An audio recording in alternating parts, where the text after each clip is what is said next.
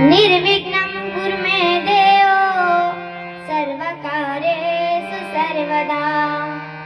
गुरुर्ब्रह्मा गुरुर्विष्णु गुरुर्देवो महेश्वरा। गुरुर्साक्षात् परब्रह्म तस्मै श्री गुरुवे नमः। महायोगपीठे तटे भीमरत्नं वरपुण्डलिकाय दातून्मुनिन्दे। समागततिष्ठं तमानन्दकन्दं परब्रह्मलिङ्गं भजे पाण्डुरङ्गं। पाण्डुरङ्गा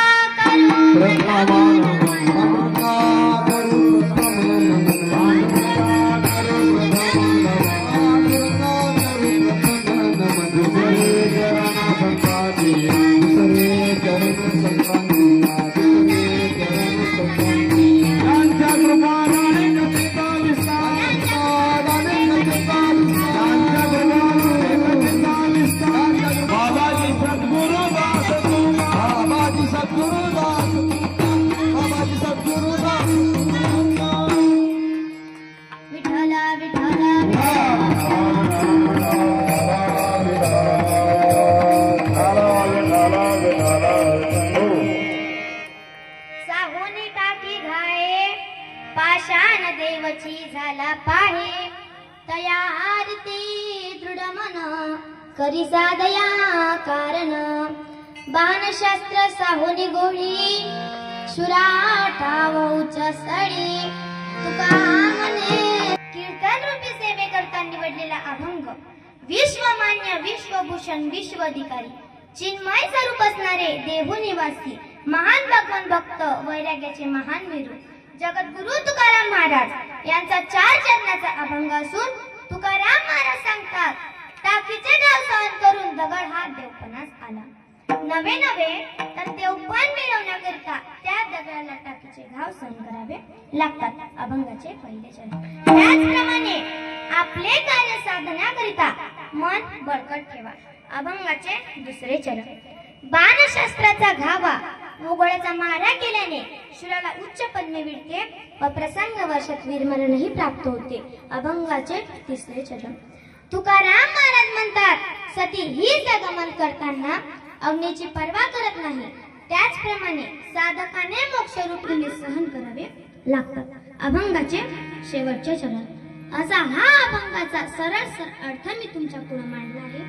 आता तुम्ही झोपलात तरी चालेल, पण मी म्हटले म्हणून झोपू नका, कारण तुम्ही झोपलात तर माझे कीर्तन पण ऐकून बायांनो नीट ऐका। बायांची जातच उलटी हो। बोल म्हटलं तिथं बोलणार नाही, सारं आयुष्य गप्पच म्हणून अजून जात गप्पच नाही बरं का। ते म्हणतात ना, भजनाची कशी तुला लाज वाटते, पिक्चरला कशी तू पुढे बसते। विठ्ठला विठ्ठला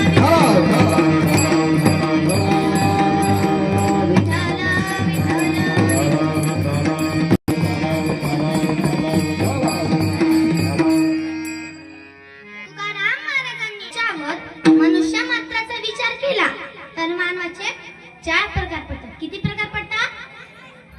4 बोलत चला। एक पिस्तुल्या तूट रे। किती प्रकार पडतात? लक्ष कुठे? तुम्हाला काय? तुम्हाला ज्ञानेश्वरी नाही माहित, तुम्हाला गीता नाही माहित, तुम्हाला भागवत नाही माहित आणि तुम्हाला हरिपाठ नाही माहित। तुम्हाला काय माहिती असणार? तुम्हाला फक्त तर मोबाईल कायच नाही सांगत तर माणसांना सुद्धा सांगते। एक माणूस संडासात मोबाईल घेऊन गेला, महाराज नाही ना तरीही उचलला आणि बिचारा मामा इकडे बोलत होता, हॅलो हॅलो बॅलन्स आहे का, हॅलो नेट संपलं का, हे इथं बोलत होता। पण याचा कार्यक्रम काही वेगळाच चालू होता।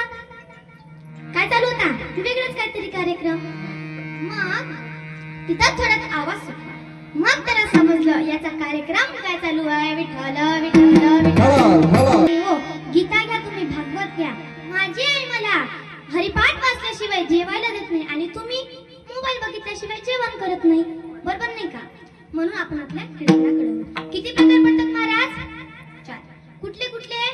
पहिला आहे पामर, दुसरा आहे विषयी, तिसरा आहे जिज्ञासू आणि चौथा आहे मुक्त। यातील प्रत्येकाची अवस्था भिन्न भिन्न स्वरूपाची। एका वाक्यात जर सांगायचं झालं तर अल्पामराची अवस्था माऊली ज्ञानोबराय 13व्या अध्याय सांगतात. कशाही प्रकारे विषय संपादन करणे हाच त्यांचा हेतू असतो. माऊली ज्ञानोबराय म्हणतात, अंगामनासी रुचावे लेने कृत्य कृत्य नाटवे जेणे करणे आचे निनावे भलते चिकरी. आता कीर्तनाकडे वळण्या अगोदर थोडासा परिहार द्यायचा, तो म्हणजे असा की आज श्री संत देवीदास महाराज यांचा 65वा जन्मोत्सव दिवशी मला कीर्तनाची संधी दिली. असे असणारे आपल्या सर्वांचे लाडके राजदेव असतील, दिनेश दिवे असतील यांनी मला कीर्तनाची संधी दिली. यांचे मी खूप आभार मानते. आपले दिवे महाराज असतील, गायनाचार्य असतील, पकवाजवादक असतील यांनी मला कीर्तनाची संधी दिली. यांचे मी खूप आभार मानते. व माझे गुरुवर्य रामनाथ महाराज घोडके आळंदीकर यांना काही काम असल्यामुळं ते इथे येऊ शकले नाही. त्यांच्यामुळे मी आज इथे उभे आहे. त्यांचेही मी खूप आभार मानते. माझे आई वडील हे सुद्धा माझ्या कीर्तनासाठी उपस्थित राहत. तुम्ही सर्व माझ्या कीर्तनासाठी उपस्थित राहिले. तुमचे मी खूप आभार मानते. कारण की तुम्ही नसतात तर माझं कीर्तन कोण ऐकणार असतं का? मी एकटीच बडबडणार होती का? नाही ना. म्हणून तुम्ही पण माझ्या कीर्तनासाठी उपस्थित राहिले.